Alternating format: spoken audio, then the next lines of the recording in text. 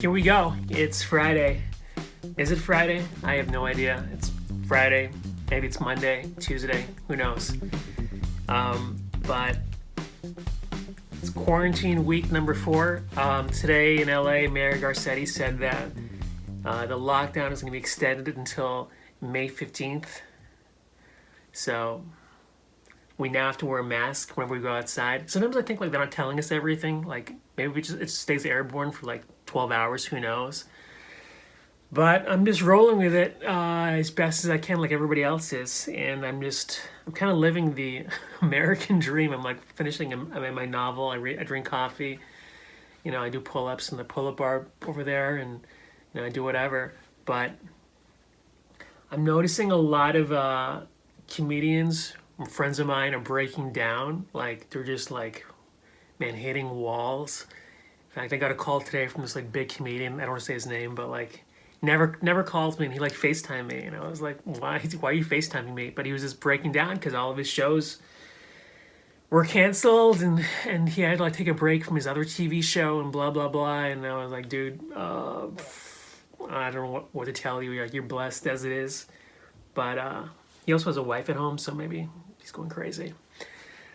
But I want to get into just kidding 0.0, where you have to like, you know, you think you're like down and out, because I feel like I've been there a few times in my life, and a lot of comedians, well, I know a lot of comedians are going through that right now. A lot of people in general are going through that, and I just want to touch about my own experiences going through it. And man, it was metamorphic. I feel like you can go two directions. You can either kind of come back stronger, or you can go down this abysmal road of treachery. So I'll go through both experiences. Like one, obviously, was when I was like 32. I tried to like just piece out of acting and stuff, and I got like a normal job. I was doing comedy at nights at the Comedy Store, but I really was done auditioning and stuff.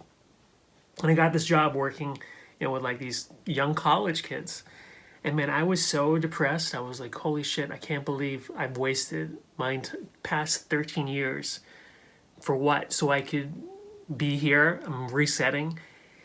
And I remember just going to work every day just depressed. And I was like, I can't believe this is actually happening, and blah, blah, blah. Pity, the sob story. But then I started, doing jiu-jitsu. I started like meditating. I really started to like do different things, because I feel like I realized, and I can say this now in retrospect, like we're programmed to have all these different things in our life and parameters that we think we need to be successful or be happy. And then when that all changes, like this is a box we're all creating for ourselves, that it's really just all a fallacy, really. So this pandemic is really just lifting the veil. Like you don't need certain things in life.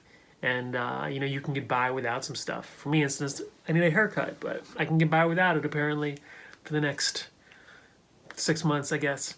So that job was huge. Emotionally, the changes were obviously girlfriends. I'm sure everyone's got their own horror story of breaking up with somebody, and you're like, holy shit, is this it? I remember I was 26, and I met this girl at this party. Like I was like a host for Showbiz India. And I would just go to these Indian parties. Like that was my job, to like go to these parties, and it was like Wild and Out. Remember that show? And I would just talk to like hot girls and guys and whatever. So I'd meet like a lot of girls, and I met this girl there, and she was this really attractive Pakistani girl, and I dated her for like 6 months, and I was like, this is awesome. Like I'm in love with this girl. It's an amazing experience, especially when you're 26. Like, man, I felt invincible. And then 6 months later, she was like cheating on me with this like black dude, and I was like, I couldn't believe it. I was like, what? I was so destroyed. Like I had never felt pain like that in my entire life. I was like, I could not believe this was even happening, and I had no idea how I was gonna come back from that. Of course, 15 years later, I've gone through breakups like 4 or 5 times, like heavy breakups, and every time, you think you're done, and you just realize every breakup, you're like, I've been here before. I know I can pull myself back out from this. At the same time, I also think sometimes when I'm in relationships, like, oh shit, this is going to go downhill at some point. So I better enjoy the sweet spot now. But I'm just saying that you can really rebuild yourself, when you think that everything has just gone to hell. One of my friends had a really tough time, and I saw him not recover. Like gave him all the support in the world, but people can also gravitate toward darkness, and they can make that their identity, and that's a dangerous thing too. And you got to be really careful about that, because I feel like, you know, hitting ground zero, like getting that dead spot where you're like, I cannot move. That's good, right? That's fine, but if you let that consume you and that becomes your total identity, God help you, because that's going to ruin your entire life. I've seen people, you know, turn to alcohol. I remember this girl, I used to work at A&E, like when I was like 20 something, and she was just, I don't know what happened with this girl, like her film again, something happened with her life where she just showed up every day wearing black. Everybody avoided her like the plague. Like, she was so depressing to talk to be around, and it's like, dude, get away from me.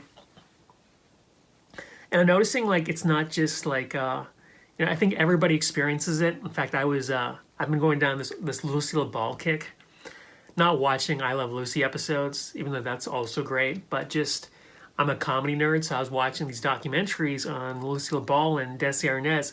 And Desi Arnaz, her husband, if you guys don't know this, was a beast. If you don't know it, short story. So they got married. He was from Cuba.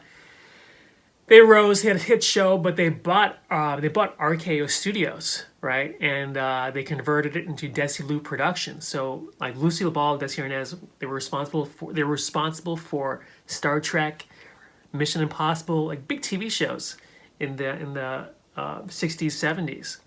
And Desi Arnaz, you know, he produced these great shows, and he was acting on a hit TV show at the time.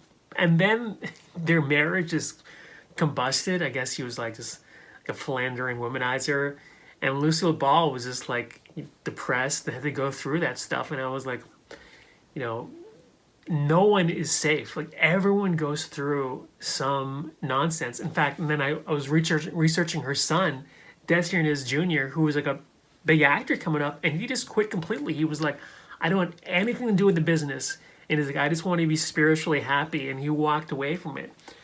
So I'm just saying, these points in our lives where we feel like, man, this is probably the worst thing that's ever going to happen for us.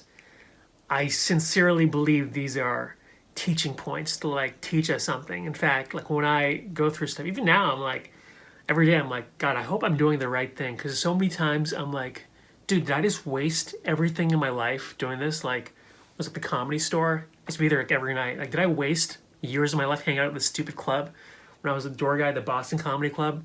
Did I waste 4 years of my college? Like, I should have been, you know, hooking up with girls and drinking and being a college kid. In fact, instead I was at some shitty comedy club, and then didn't mean anything. So I think all these points are really just important teaching points.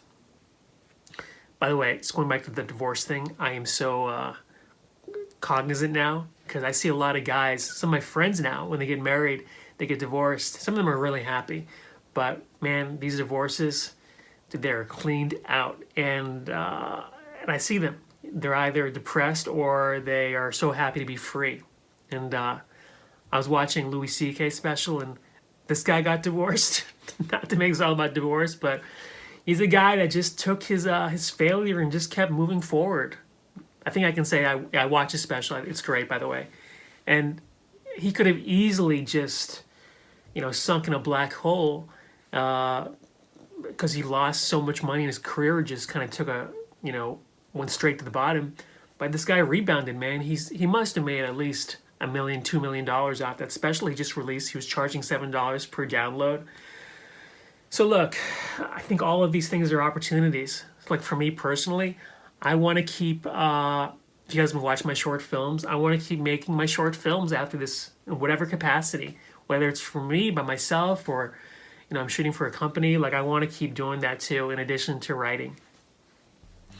So if you're going through a tough time, this pandemic, no pressure. You know, watch your Netflix shows, do whatever you got to do. You know, hope you're just keeping healthy, but know that there's a silver lining from all of this. I believe it. And I think I'm a testament to it. So have a great week. See you guys soon. Take care.